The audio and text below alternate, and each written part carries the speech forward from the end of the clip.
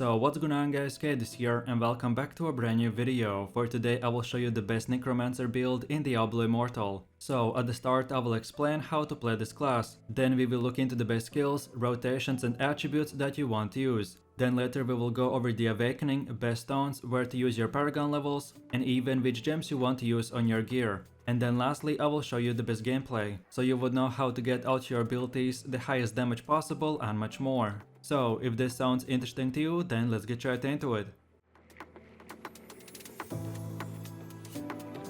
So Necromancer in the endgame has strong AoE and crowd control abilities, as well as summons that let him do a bunch of damage or become a support player. This class is basically really good at almost all roles, and on top of everything else, you get a new resource called Corpse. So this will offer you a powerful and challenging resource that you can use to achieve super high damage and much more. So then let's move over to the build, and for your skills you want to go with the Soulfire, Bone Wall, Command Golem, Command Skeletons and Corpse Explosion. So first of all, the first ability is called Soulfire, that shoots a ball of shadow fire that explodes, inflicting bunch of damage to the target, and as well 25% as much damage to all nearby enemies. Then with this primary skill we get as well our ultimate, which will change your skill, so now the Soulfire, instead of shooting basic attacks, you will be able to shoot multiple bone spirits that seek out enemies and deal damage. Overall we chose the skill because of its really good damage, and because you get an ultimate, which happens to be the best ultimate in the game. So then moving over to the second ability, which is the Command Skeletons, and this ability lets you summon a bunch of skeletons that you can command to charge to a specific location, and passively the skill as well spawns new skeletons every 8 seconds. Overall this is a super cool ability that lets you summon minions to tank the damage for you, and at the same time they will do very high damage to the enemy. Then for the next ability we have the Corpse Explosion, and this ability will detonate all corpses in the targeted area, each corpse dealing damage to all nearby enemies. Overall this is amazing skill, which will let you use Necromancer's specific resource called Corpse. So the idea is that you kill monsters, and each monster turns into a corpse, so then you can use those corpses to activate your skill and do a lot of damage. So then for the next ability we have the Command Golem, and this skill will let us summon a golem for 24 seconds that will deal damage and stun all far nearby enemies. And because we will be using this legendary item, we will be able to improve our golem, and now all enemies that get attacked by him will be burning as well. And then lastly the fifth ability is called Bone Wall, and because we are using the ever-grasping Westman's chest armor, this skill will transform a bone wall into a line of skeletal soldiers, and all of them will charge forwards and do a bunch of damage. So as all Necromancers rely on their minions, so with this build we want to get as much damage as possible, and all of our minions and golems from 3 of our builds will be able to help us with that. But if you are not interested in doing damage and supporting,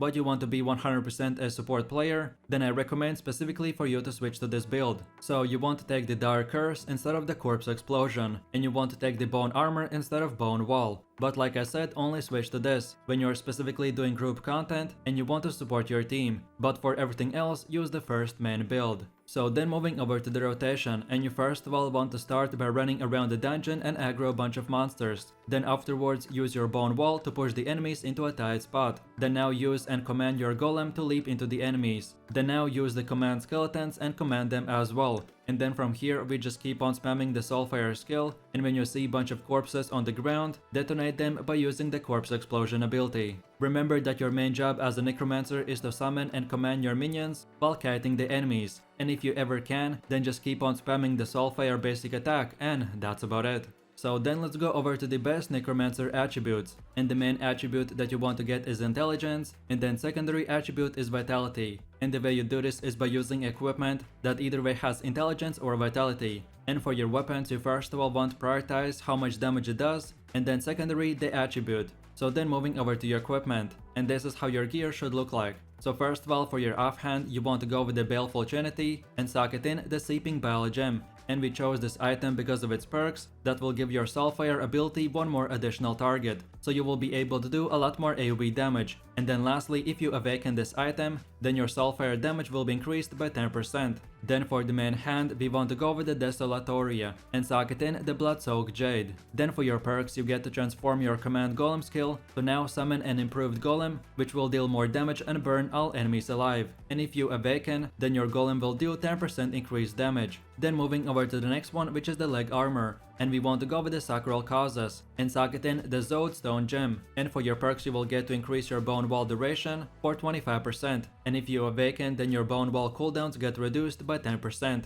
Then moving over to the shoulders, and we want to go with the Rasper and socket in the Carson's Invigoration gem. Then for your perks you make your corpse explosion detonate the corpses, but instead of one single explosion, now those corpses will turn into a poison smoke, which will do a bunch of damage over a longer period of time. And then lastly, if you awaken, then your corpse explosion gets a 10% increased damage. Then for one of the last items we have the chest armor, called Ever Grasping Vestments, and we put in the Berserker's Eye gem. Then for your perks you will get to turn your bone wall skill to now summon a line of skeleton soldiers that charge forwards and deal a bunch of damage, and if you awaken the skill, then your soldiers will get 10% increased life. And then lastly we have the helmet, which is called the Visitant Sign, and we put in the Everlasting Torment gem. Then for your perks, you increase your command golem duration for 20%, and if you awaken then your skills get reduced by additional 10%.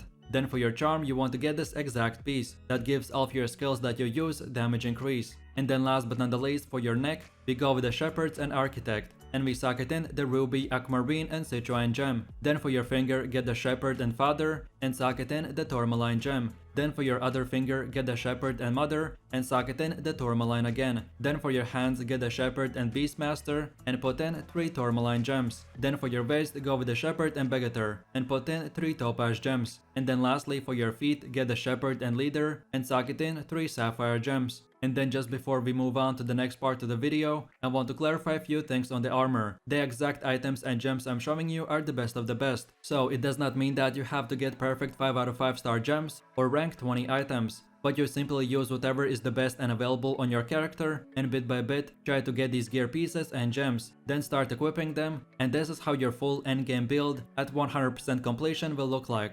So then moving over to Awakening, and like I mentioned, for each gear, legendary items in Diablo Immortal can be awakened to unlock another perk on your item. To awaken a legendary item you need the item itself and a legendary gem at rank 10, as this feature is meant for super late game, so don't try to expect all items awakened, but when you can, your priority should be on awakening the offhand called Baleful Trinity, then your leg armor called Sacral Causes, then your shoulders called Rotspur, and then lastly your main hand called Desolatoria. And then from here you can awaken whatever item you want in whatever order you prefer. So then moving over to the gems, and we already covered the best gems that you want to use on your items in the gear section of this video. But in case if you can't get your hands on the best gems, then in the meanwhile I want to give you a few best alternatives that will be good as well. So the best starter legendary gems are Everlasting Torment, Fervent Fang, Berserker's Eye, Carson's Invigoration, Zode Stone and Chained Death. And then for normal gems you want to get the Tourmaline, Sapphire and Topaz.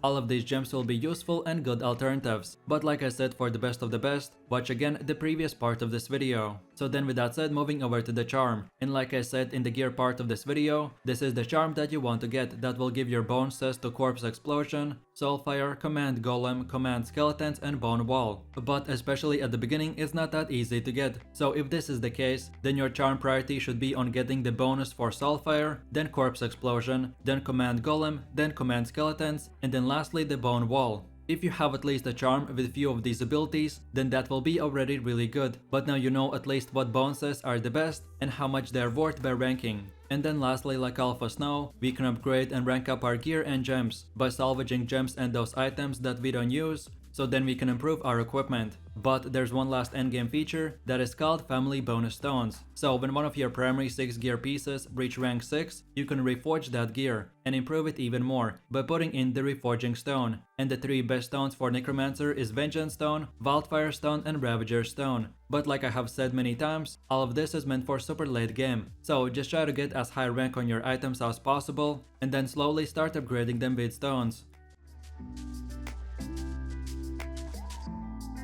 So then moving over to the last and most important feature, which is the Paragon system. So you start gaining Paragon levels after hitting level 60. Each level will grant you 1 Paragon point that you can allocate into any open category. In general there are 5 categories and each one gives you more defense, XP bonuses and much more. So then for your Necromancer, right after you reach max level and start gaining Paragon levels, you want to put your points into the Vanquisher category. And this is how your first 50 points should look like. So I recommend to unlock first of all the first damage node, then Zeal, then the second damage node, and then the Wrath. And then from here you can unlock all the other nodes, in whatever order you prefer. But then, as I expect many players will be playing and watching this video many months in the game, so then for players with Paragon level 100, this is how your Paragon tree should look like. And then lastly, for players that have 150 points, then this is how it should look like in the very late game, and that's about it. So with that said, I really do appreciate everyone for watching guys, and I hope you enjoyed it. If you have any suggestions, feedback, or other good Diablo Immortal builds that you would like to see in the next video, then feel free to leave your comments in the comment section down below. And while you're doing that, please click like, subscribe, and enable that notification bell, so this way you could support the channel and you won't miss any more amazing content from me. With all this said, you have a nice day, and I will see you in my next video, so take it easy,